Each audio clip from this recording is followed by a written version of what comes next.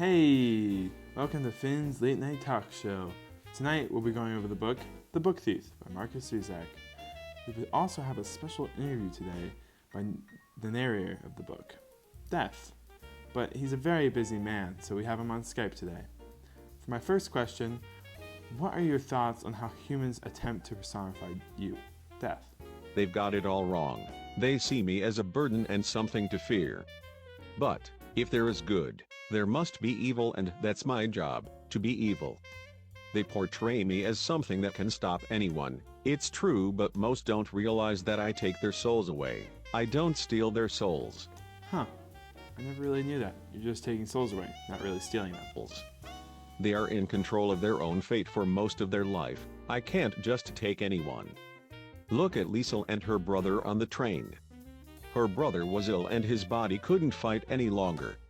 I relieved him of his burden and carried his soul away to safety. There is truth to the saying, rest in peace. So, next question.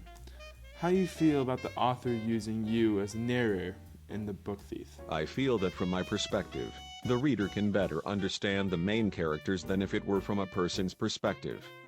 Instead of listening to one side of the story, my perspective provides a mostly unbiased view and provides both sides of the story. Huh, when I read the book, I never really thought of it that way. Another reason why I think that I play an outstanding narrator is because readers can view the environment that Liesel finds herself in as cruel, not necessarily deadly. The idea of the Grim Reaper is completely out of character for me. Death. How can you explain how millions of innocent Jews died during the Holocaust, yet an average German citizen lives into a ripe old age? Millions of Jews were exploited and treated very cruelly, but this was due to the acts of a few evil men. The average German citizen was able to live through this terrible period of history only because of the new rules that Hitler pushed on the German people. Hitler misled the people to think that the Jews were an inferior race and must be punished. These ridiculous ideas were what results when people use their human intellect to explain their own existence. Naturally, with the limited capability of their intellect, some humans explain the differences in mankind using a basis of hate. Hey, you calling us stupid? I can understand what you're saying, though. Hate is a powerful emotion. I have another question for you. Do you feel responsible for the lives you take earlier than expected? I feel I should, but I don't. I'm like a delivery guy. I carry the souls to their rightful place, but I don't steal the souls whenever I want to.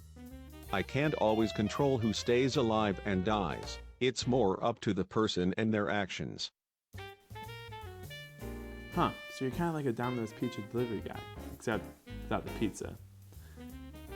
That's kind of a crappy job.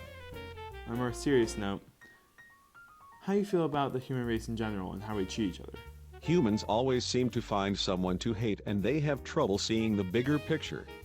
Even when science proves that races are not really that different, they find a new way to separate one group from another and find faults.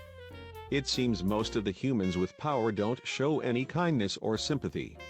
But some, like Liesel, actually show compassion even in uncompassionate times. Some humans seem to find hope and can even show compassion to their enemies. The funny thing is that those are people who seem to enjoy life to the fullest. Boy, those are some real deep thoughts, Death, especially for a pizza delivery guy. So how much control do humans have over their life expectancy or destiny?